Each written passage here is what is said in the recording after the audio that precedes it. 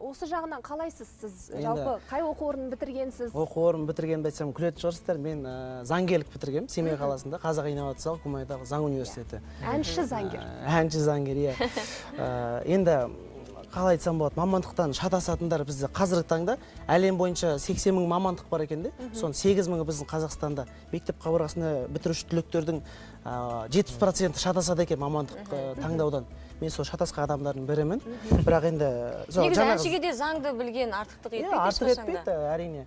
Жаңағы заң университеті менді қанаттандырып, сол жерде шыңдаған сол Қазақ инновациялық ойындағы заң университеті Семейде. Себебі ол жерде жұлдызы болдым дейсің. Әнші аз, жұлдызы боласың, бір ән айтып кетсең бәрі қолпаштап шығарып жібереді. Содан кейіннен міне қазір Аллаға шүкір сырттайға тапсырдым, оқып жатырмын музыкалық мамандығымды Семейде Шәкәрім университетінде.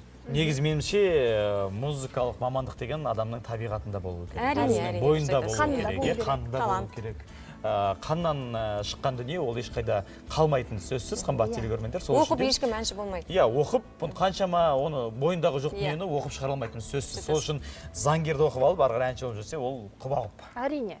Енді әу демейтін қазақ жоқ дегенмен де сіз бұл жолға кәсіби түрде түстіңіз. Біз сізге сәттілік тілейміз. Алдағы уақытта тек қана сапалы, халықтың көңілінен шығатын әдемі дүниелермен таныла беріңіз дегіміз келеді. Негізі Таңшолпанда жұлдызы жанған жаңа есімдер міндетті түрде үлкен сахналарда Қайрат Нұртас біздің Таңшолпанға алғаш шыққаны әріптестеріміз айтып отырады. Ең басында анасы екеуі алғаш шыққан кездерінде, ал қазірде еліміздің бірден бір азаматты тұлғасы ол Қайрат Нұртас. Негізі Қаршыға деген аты өте тамаша есім. Қаршыға сияқты ең биікте самғайтын әнші болуыңызға шын жүректен тілектеспіз. Сәттілік саған.